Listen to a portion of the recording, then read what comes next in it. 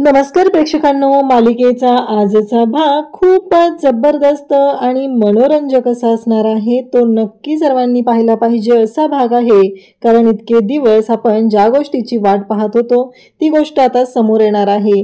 Daddy जे आहेत त्यांनी काय गोंधळ घातलेला होता तो गोंधळ समोर येणार आहे। त्याचबरोबर डॅडी आणि जगन्नाथ मिळून सावलीचं जे सत्य आहे ते समोर आणणार आहेत। म्हणजे सावली ही गाणं गाते हे सत्य आपल्या सर्वांच्या समोर येणार आहे। त्यासाठी हा व्हिडिओ शेवटपर्यंत पहा। तर इकडे सावली आणि सारंग यांच्यामध्ये बोलणं चाललेलं असतं। ते दोघं जण बोलत असतात। ते म्हणत असतात की काही झालं तरीही आपण कुठेतरी चुकतोय, आपण अशा पद्धतीनं नाही वागलं पाहिजे, आपण माणुसकी सोडून वागत आहोत, आपल्याला हे कधीच जमलेलं नाहीये, आपण माणुसकी सोडून कधीच वागलेलो नाहीये, मग आज का? तेव्हा सावली म्हणते त्यांनी जेवण आणलं होतं सूर्यादादांनी, पण त्या जेवणामध्ये आपल्या गार्डनमध्ये पाणी गेलं आणि त्यामुळं ते जेवण काही ते त्यांना जेवता आलं नाही। हे सगळं बोलणं झालेलं असतं। तेव्हा सावली आणि अमृता दोघीही जेवण बनवत असतात। तेव्हा तिथं ऐश्वर्या पोहोचलेली असते आणि ही जी मूर्ख ऐश्वर्या आहे ती तिथे येऊन बोलत असते। ती म्हणत असते की काही झालं तरीही मॉम इन लॉ हे मला काही पटत नाहीये, मॉम मला हे अजिबात पटलेलं नाही। आणि मग अस्मी आता घेऊन येते, ती म्हणजे तिलोत्तमाला, आणि तिलोत्तमाच्या समोर त्यांचे नखरे सुरू होतात। काहीही झालं तरीही हे सगळं जे काही घडलेलं आहे ते अशा पद्धतीनं घडायला नको होतं, हे सगळं त्यांचं बोलणं चाललेलं असतं।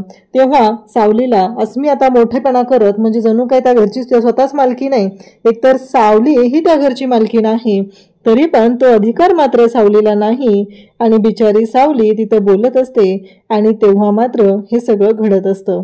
तर सावली तिथं बोलत असते पण सावलीला बोलायला काही चान्स मिळत नसतो। शेवटी सावली सांगते की तिलोत्तमा मॅम, तुम्हाला तर माहिती आहे की तुम्ही काय करता, परंतु एक गोष्ट तुम्ही विसरलात तिलोत्तमा मॅम, असं नको होतं व्हायला, कारण मला माहिती आहे ना तुमच्या मनात कधीही कुठल्याच लोकांविषयी राग नसतो, माणुसकी तुम्ही कधीच विसरत नाहीये, तो तत्वांचा प्रश्न आहे ना। आणि तिलोत्तमा शांत राहते। मग जेवण बनवलं जातं। इकडं भागूला भूक लागलेली होती। सूर्यादादा विचारतो, भागू तुला भूक लागली होती ना? तेव्हा भागू म्हणते नाही दादा, असं कितीतरी रात्री आपण एकत्र काढलेले आहेत। तेवढ्यात ऐश्वर्या तिथे येते आणि म्हणत असते की मेहंदळे आहोत, मेहंदळेंच्या दारात कोणीही आलं तरी त्याला आम्ही कधी उपाशी पाठवत नाही, असं ऐश्वर्या बोलत असते। आणि ऐश्वर्या हे सगळं बोलते तेव्हा मात्र इकडे पाहायला मिळतं की सूर्यादादा म्हणतो की बरोबर आहे, तुम्ही मेहंदळे आहात, मेहंदळेंच्या दारात कोणीही आलं तरी त्याला तुम्ही उपाशी पाठवत नाहीये, मान्य आहे मला। आणि इकडे मग बोलते ती म्हणजे तुळजा, बरोबर आहे, आम्हीही समोर आलेल्या अन्नाचा कधीच अपमान करत नाही असं सांगितलं जातं, परंतु ह्या सगळ्या जणी म्हणू लागतात की काहीही झालं तरीही आम्हाला ते जेवण नकोय, असं त्यांचं म्हणणं असतं। त्यानंतर इकडे आपल्याला पाहायला मिळतं की आता ऐश्वर्या आलेली असते आणि ती सांगत असते की आपल्या घरातून जे काही चाललेलं आहे ते मला काही योग्य वाटत नाही। आणि इकडे तिलोत्तमा म्हणत असते की बरोबर आहे तिचं, पण चंद्रकांत म्हणत असतो की तिनं काही चुकीचं केलेलं नाहीये, जेवण दिलेलं आहे ते अगदी योग्यच केलेलं आहे। इकडे आता सारंग बबलू आणि सोहमला घेऊन आलेलं असतो, त्याने अंथरूण पांघरून सोबत आणलेले असतात आणि ते सूर्यादादाला घेऊन आलेला असतो। सूर्या म्हणत असतो की नकोय। तेव्हा मात्र सारंग म्हणत असतो की सूर्या हे बघ, कसं आहे माहितीये का, आपली लढाई आहे ना ती तत्वांची लढाई आहे, आणि आता मला सांग, ह्या बहिणीला त्याचबरोबर ह्या दोघी तिघी जणी आहेत यांना त्रास कशासाठी द्यायचा सांग बरं मला, कारण काहीही झालं तरीही त्यांचा या सगळ्यामध्ये काय दोष आहे? तू बसशील झोपशील, पण यांचं काय? यांच्या बाबतीत चुकीचं घडतंय की नाही सांग बरं मला, मग त्यांच्या बाबतीत आपण विचार केला पाहिजे, असं नाही वागलं पाहिजे, असं तो बोलत असतो आणि मग तो ते देतो। दुसऱ्या दिवशी सकाळी आपल्याला पाहायला मिळतं की नाश्ता घेऊन आता सावली आलेली असते, पण घडतं मात्र विचित्र। हे सगळं सामंजस्याने सोडवायचा सूर्या आणि सारंग प्रयत्न करत असतात, पण धनू आलेले असते, मुर्दाबाद मुर्दाबाद, मेहंदळे मुर्दाबाद असा तिने नारा सुरू केलेला असतो आणि ती आलेली असते। आणि धनू मात्र सगळे टीमच घेऊन आलेली असते। धनू बरोबर जिम्मी आलेला असतो, त्याचबरोबर इकडे तेजू आलेली असते आणि काजू पुढे आलेले असतात, सगळे पोहोचलेले असतात। सगळ्यांनी आता तिथं येऊन दंगा करायचं ठरवलेलं असतं आणि त्यासोबतच आपल्याला पाहायला मिळतं की काजूपुड्या सगळेच आता भांडत आलेले असतात। ते म्हणत असतात की नाही, काहीही झालं तरीही सोडायचं नाही यांना, कारण यांनी आपल्याला त्रास दिलेला आहे आणि आता शांत राहणार नाही। हे सगळं बोलणं त्यांचं चाललेलं असतं आणि ते भांडतच आलेले असतात, जणू काय त्यांना भांडायचंच आहे हे ठरवून आलेले असतात। आणि तेव्हा सारंगला घेऊन सावली तिथून जाते, कारण जे घडलेलं असतं ते चुकीचं असतं। इकडे तुळजा म्हणत असते की काजूपुड्या काय चालते, ती जिंगल कोणी व्हायरल केली? तेव्हा ते सांगतात की आम्हीच केली। तेव्हा इकडे आपल्याला पाहायला मिळतं की ऐश्वर्या आणि त्याचबरोबर इकडे राजकुमार बोलत असतात. त्यांचे जे नखरे असतात ते वेगळेच असतात, कारण काहीही झालं तरी त्यांच्या डोक्यात वेगळेच विचार सुरू झालेले असतात.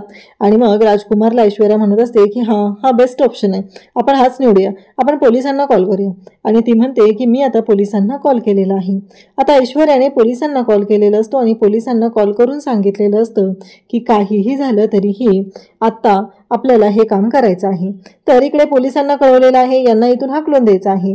आणि मग ती तिलोत्तमाकडे येते आणि तिलोत्तमाला ती सांगू लागते. तेव्हा तिलोत्तमा म्हणत असते की अगं तुम्हाला एकदा सांगायचं ना. तेव्हा ऐश्वर्या म्हणते की या लोकांनी आपल्या पुढे पर्यायच ठेवला नव्हता, मग काय करायला पाहिजे होतं मॉम, असं ती बोलत असते. तेव्हा तिलोत्तमा म्हणते की बरं झालं, एका अर्थाने तू जे केलेलं आहे ते अगदी बरोबरच केलेलं आहे, परंतु एक महत्वाची गोष्ट आहे ती म्हणजे तू विसरतेस. तेव्हा इकडे आता देवा पोचलेला असतो आणि नेमकं आता पोलीस स्टेशनमध्ये आलेली असते ती म्हणजे भैरवीने राडा घालायला सुरुवात केलेली असते. भैरवीचं तिथं वेगळंच चालू असतं आणि भैरवी म्हणत असते की काही झालं तरीही आत्ताच्या आत्ता या माणसाला उचलायचं आहे आणि त्याला ताब्यात घ्यायचं आहे, एवढं लक्षात ठेवायचं आहे. काहीही झालं तरीही याला इथं ठेवायचं नाही. तेव्हा देवाला फोन केलेला असतो घोरपडेनी आणि इकडे देवा म्हणत असतो मी जर इथून आलो तर खूप मोठा राडा होणार आहे, एवढं लक्षात ठेवायचं आहे. आणि मग देवा म्हणत असतो की सूर्या, मी तुझ्याच मदतीला आलेलो आहे. मला माहिती आहे माझी बहीण आणि माझा जवळचा मित्र सारंग तुझ्या अपोजिट पार्टीत आहेत, तरीही मी तुझ्या बाजूने साथ द्यायला आलेलो आहे, असं तो स्पष्टपणे सांगत असतो. आणि तेव्हा मात्र त्याने परमिशन लेटर दिलेलं असतं. परमिशन लेटर यासाठी दिलेलं असतं की आता इथे जे आंदोलन आहे ते चालू होऊ शकतं आणि तुम्ही आंदोलन करू शकता. इकडे आपल्याला पाहायला मिळतं की भैरवीचा राडा सुरूच असतो. ऐश्वर्या त्याचबरोबर सगळेजण आता बोलत असतात. राजकुमार म्हणत असतो की ही लोक तयारीने आलेली आहेत, यांनी तर पोलिसांकडनं परमिशन लेटर पण मिळवलेलं आहे. आणि तेव्हा मात्र आता बुडाला आग लागलेली असते, ती म्हणजे ऐश्वर्याच्या आणि तिलोत्तमाच्या, कारण त्यांना काहीही कळत नाही. आणि त्याचबरोबर इकडे आपल्याला पाहायला मिळतं की जेव्हा हे सगळं घडत असतं तेव्हा मात्र आता पोलीस स्टेशनमध्ये देवा पोहोचतो आणि देवा आला की तिथं भैरवी आलेली असते आणि भैरवी म्हणत असते की मी किती वेळ झालं इथं थांबलेली आहे, माझं काम काही केलं होत नाही आणि माझं काम पूर्ण झालंच पाहिजे, असं तिचं म्हणणं चाललेलं असतं. आणि मग देवा म्हणत असतो बोला काय प्रॉब्लेम आहे. ती सांगत असते की त्या माणसाने माझ्या मुलीचा म्हणजे तारावजेचा आवाज वापरलेला आहे आणि तो जो माणूस आहे तो मात्र तिथे निवांत बसलेला आहे, काहीही झालं तरीही माझ्या मुलीचा आवाज त्याने वापरला नाही पाहिजे, असं तिचं म्हणणं असतं. आणि मग ती सांगत असते की त्या जालिंदर निंबाळकरला ताब्यात घ्यायचं आहे. आता जालिंदरला अटक करायला सांगितलेली असते. इकडे मात्र वेगळंच घडत असतं, कारण इकडे ऐश्वर्या त्याचबरोबर इकडे राजकुमार सगळेजण बोलत असतात.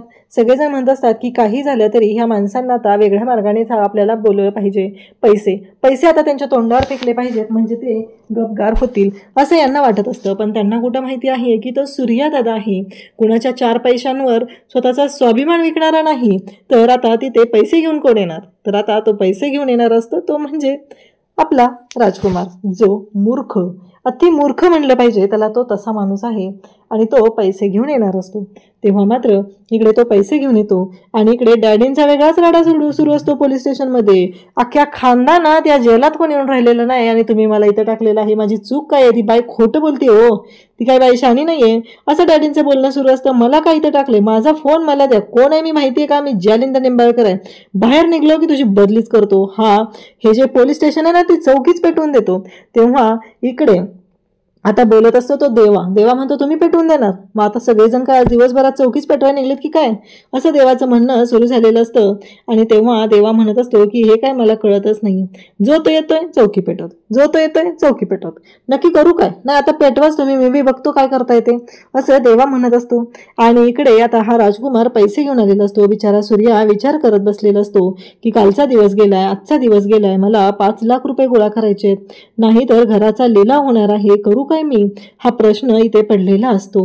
आणि तेव्हा मात्र राजकुमार 10 लाख रुपयांची बॅग घेऊन देवाच्या समोर असतो, इकडे सूर्याच्या समोर असतो आणि सूर्याला म्हणत असतो की हे पैसे 10 लाख रुपये आहेत, तुमच्या इज्जतीचे दिलेले आहेत आणि जे काही पैशाची बॅग आहे ना ती उचलायची. तेव्हा सूर्याच्या पुढे तो पुन्हा चेक घेतो आणि म्हणतो डबल रक्कम, चल काय तुझं आहे ना त्याची डबल रक्कम देत आहे. आणि तेव्हा मात्र इकडे पाहायला मिळतं की सूर्या तो चेक घेतो, तो चेक फाडतो आणि राजकुमारच्या हातावरती ठेवतो आणि म्हणतो की काही झालं तरी स्वाभिमानाची किंमत कोणी करू शकत नाही, एवढं लक्षात ठेवायचंय. आणि माफी कशी मागायची असते ते शिकवतो. माफी मागा, निघतो आम्ही इथनं, एवढं सूर्याचं म्हणणं असतं. इकडे आता जगन्नाथ पोचलेला असतो, अटकपूर्व जामीन घेऊन आलेला असतो. आणि मग जालिंदरला बाहेर काढलं जातं. जगन्नाथला पाहून इकडे देवा म्हणत असतो, मानलेले फादर तुम्ही, आणि हा मॅटरच वेगळा आहे असं लक्षात येतं. आणि मग जगन्नाथने बाहेर काढल्यानंतर आता जालिंदर म्हणू लागतो की बरं झालं महाराज तुम्ही आला, तर इकडे तुमचे खूप खूप उपकार झालेत, मी तुमच्यासाठी काहीही करायला तयार आहे. तेव्हा जगन्नाथ सांगू लागतो की मी सगळा कार्यक्रम करून आलेलो आहे, आपल्याला पुढे काय करायचं आहे, कसं करायचं आहे, सगळी तयारी केलेली आहे, त्या पद्धतीनं गोष्टी करायच्या आहेत असं आता जगन्नाथने सांगितलेलं असतं. मी काय सांगतो ऐकायचं. ती बाई जी आहे ना, ज्या गाण्यावरती उड्या मारते ना, एवढे पैसे मागितलेत ना, तिला पैसे द्यायचे, फक्त उद्या एक कार्यक्रम ठेवलाय, त्या कार्यक्रमाला चल म्हणायचं आणि तिथं तुझ्या पोरीचा आवाज सगळ्यांच्या समोर ऐकू, कारण ज्या आवाजावरती उड्या मारते ना तो आवाज तिच्या पोरीचाच नाहीये. इकडं जगन्नाथला जालिंदर म्हणू लागतो, मी तर अख्खा पक्का गारुडे, बघ तिला कसं नाचवतो ते आता, असं म्हणत ते दोघं निघालेले असतात. आणि इकडे राजकुमार आणि सारंग यांच्यामध्ये चांगला वाद भेटलेला असतो, कारण त्यांना कळायचं बंद झालेलं असतं. काहीही झालं तरीही राजकुमार म्हणत असतो की त्या माणसाने पैसे घेतले नाहीयेत. तेव्हा इकडे सारंग म्हणत असतो, पण स्वाभिमान आहे, तो तत्व आहेत, आणि तुम्ही पैसे द्यायला का गेला होता, मला हेच गोष्ट कळत नाहीये.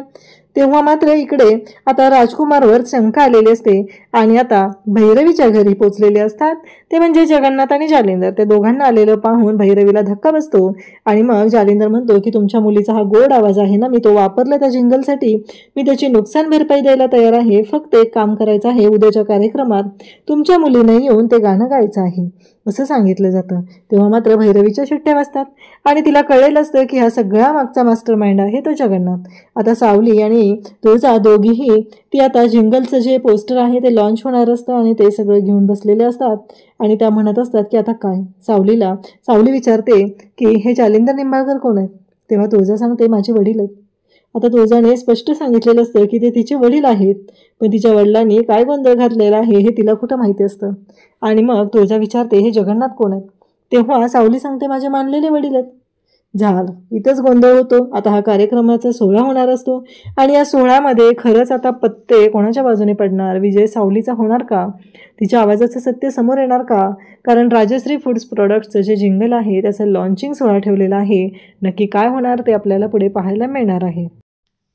उद्याच्या भागात आपल्याला पाहायला मिळणार आहे की सावली सारंगला म्हणते की सारंग सर तुमच्या लक्षात येत नाहीये का, मला ना काहीतरी वेगळं वाटतंय, कारण हे प्रकरण वेगळं आहे, त्याच्या मुळाशी आपण गेलं पाहिजे असं ती बोलत असते. आणि तेव्हा मात्र आता सारंग ठरवतो आणि सारंगने सगळं सत्य तिलोत्तमाच्या समोर आणलेलं आहे, म्हणजे ऑफिसमधील CCTV फुटेज तिलोत्तमाच्या समोर आणलेलं असतं. आणि त्याचबरोबर इकडे आपल्याला पाहायला मिळतं की तिलोत्तमा आता जेव्हा खाली येत असते तेव्हा मात्र इकडे आता बोलत असतो तो म्हणजे राजकुमार ओरडायला सुरुवात करतो. तो म्हणू लागतो की तुम्ही सगळे इथं का आलेले आहात, हे सगळं बोलणं सुरू झालेलं असतं. आणि मग राजकुमारने हे सगळं बोलल्यानंतर तिलोत्तमा तिथे येते आणि खानदिशी त्या राजकुमारच्या कानाखाली वाजवते. जेव्हा ती राजकुमारच्या कानाखाली वाजवते तेव्हा मात्र खूपच मोठी गोष्ट घडते, कारण तिलोत्तमाने तो व्हिडिओ पाहिलेला असतो आणि त्या व्हिडिओमध्ये खूप मोठा गोंधळ झालेला असतो. जेव्हा आता तिलोत्तमा कानाखाली वाजवते आणि त्यानंतर आपल्याला पुढे पाहायला मिळतं की जो कार्यक्रम लॉन्चिंग सोहळा ठेवलेला आहे तिथं आता सगळेजण पोहोचलेले आहेत. आणि मग जगन्नाथ तिथे स्टेजवरती लॉन्च करतो, तिथं सांगतो की आता हे जे गाणं आहे ते कोणी गायलेलं आहे, त्या गायिकेने आता समोर यायचं आहे असं म्हणत ते गाणं आता जालिंदर हे सगळ्यांच्या समोर गायला लावणार आहेत असं बोलणं सुरू झालेलं असतं, कारण आपल्याला सगळ्यांना लाईव्ह ते गाणं ऐकायला खरंच बरं वाटेल असं त्यांचं बोलणं असतं. त्यानंतर आपल्याला पाहायला मिळतं की सावलीला आणि त्याचबरोबर ताराला स्टेजवरती आणलं जातं आणि ते गाणं गायला सांगितलं जातं. आणि मग सावलीच्या हातात माईक दिला जातो आणि जगन्नाथ तिला सांगू लागतो की गा सावली बाळा. आणि जेव्हा सावलीला गायला सांगितलं जाते तेव्हा मात्र तिलोत्तमा सारंग वाकून पाहत आहेत की सावली कधी गातच नाहीये, पण ती आज का गायला लागली, तिला का सांगितलं जाते, हा प्रश्न पडलेला असतो आणि त्या प्रश्नाचं उत्तर आता सर्वांच्या समोर येणार असतं. अशाच अपडेटसाठी चॅनलला सबस्क्राईब करा. थँक्यू.